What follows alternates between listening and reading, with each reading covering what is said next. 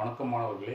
இன்றைக்கி நம்ம என்ன பார்க்க போகிறோம்னா டிஎன்பிசியில் மோஸ்ட் இம்பார்ட்டண்ட் நீதி வெண்பா. இதை எழுதின யாருன்னா செய்கு தம்பி பாவலர்.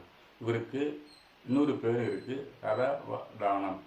ஏன் இந்த பேர் வந்ததுன்னா 100 அறிஞர்கள் ஒரு 100 கேள்வி கேட்குறாரு. அந்த ஞாபகத்தை வச்சுக்கிட்டு அந்த கேள்விக்கெல்லாம் டக்குன்னு பதில் சொல்கிறாரு.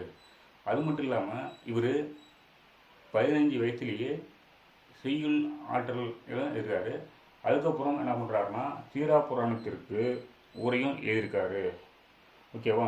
1907 மார்ச் 10ஆம் நாளில் சென்னை விக்டோரியா அரங்கத்தில் அறிஞர்கள் பல முன்னிலையில் 100 செயல்களை ஒரே செய்து காட்டி சதாவதானி என்னும் பாராட்டத்தையும் பெற்றிருக்காரு. இவரை நினைவை போற்றும் வகையில் இடாக்குடியில் மணிமண்டபமும் பள்ளியையும் தொடங்கியிருக்காங்க. அதுக்கப்புறம் அது அனைத்தையும் அவர் ஏற்ற எல்லா நூல்களையும் நாட்டுடைமையாக்கம் பண்ணியிருக்காங்க. அடுத்தது நம்ம பார்க்க போகிறது திருவிளையாட புராணம். அது யார் எழுதுனா பரஞ்சோதி முனிவர். இதில் சொல்லும் பொருளும் இருக்குது. கேள்வியான்னா நூல்வெளியான், கேள்வியினான்னா நட்பினன். ஓகேவா? அடுத்தது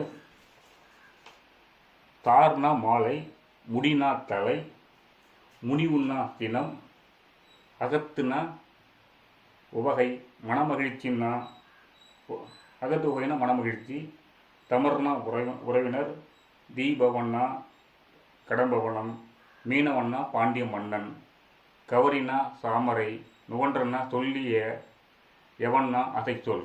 என்னோடய சேனலை சப்ஸ்கிரைப் பண்ணுங்கள், ஃபாலோ பண்ணுங்கள், லைக் பண்ணுங்கள். அதாவது டிஎன்பிசிக்கு மோஸ்ட் இம்பார்ட்டண்ட்டு என்னோடய கண்டென்ட்டுங்கிறது வேறு விதமாக இருக்கும். Thank you all. சப்ஸ்கிரைப் பண்ணுங்கள், ஃபாலோ பண்ணுங்கள். தேங்க்யூ.